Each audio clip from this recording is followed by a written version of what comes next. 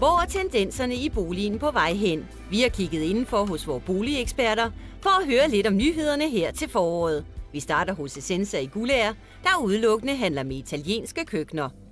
Vi kan jo lige så godt holde os dernede, hvor tingene de bliver skabt, der hvor moden den bliver født, og det er og bliver Italien. Deres design, uanset om vi taler møbler eller køkkener eller tøj, så er de altid forrest. De tendenser, som vi ser, at man gør i køkkenbranchen eller møbelbranchen i det hele taget, det er jo, at man får produceret tingene meget langt væk fra Kina, Østen. Og det får os bare nogle omkostninger, men det giver jo et forfærdeligt stort CO2-problem.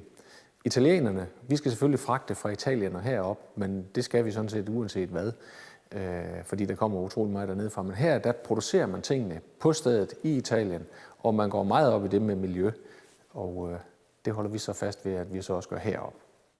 Og hvilke nyheder er der så lige nu inden for køkkenfronter? Vi har for eksempel en kunde, som vi lige har lavet køkken til. Vi er færdige med et helt projekt derude, og her har vi fået lavet nogle. Det er den aller nyeste front.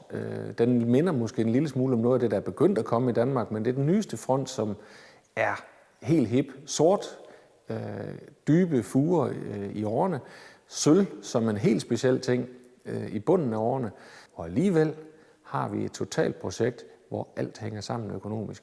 Vi er valgt først og fremmest på grund af vores kvalitet og vores design, men jeg kan love jer for, der er også blevet holdt øje med økonomien, og vi var konkurrencedygtige på prisen også.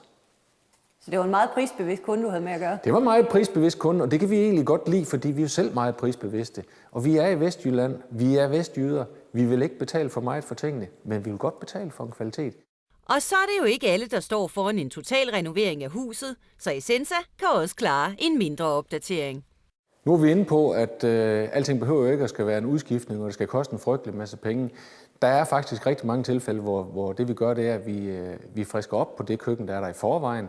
Og det kan man gøre på mange måder. En af de ting, som vi gør rigtig meget, det er selvfølgelig, at vi skifter ud til stenbordplader. Men det allernyeste, det er, at vi har fået forhandling af det her specielle rustfri stål, som har fået en rotekstur, som det hedder. Det er en overfladebehandling, som gør, at du kan ikke riste den. Den har en lidt anden struktur. Den minder meget mere om stål og ser varmere ud.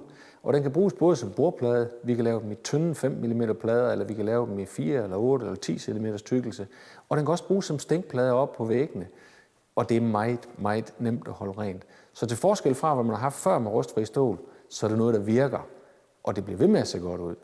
Og netop de her stålbordplader, dem kan vi få i alverdens tænkelige farver? Man kan få dem lakeret med en speciel lak, som er meget ridsefast.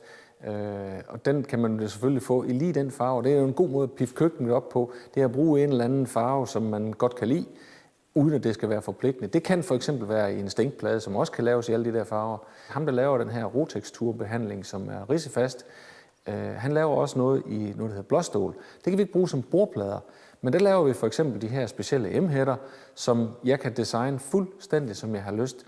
Og så er der for eksempel den, som vi har ude ved den her kunde, hvor den er i blåstål, patenteret løsning, 2,5 meter høj skorstensaftræk, og i sit helt eget design, der er ingen andre, der har en M-hæt, der er magen til. Og det er jo også lidt fedt at vide.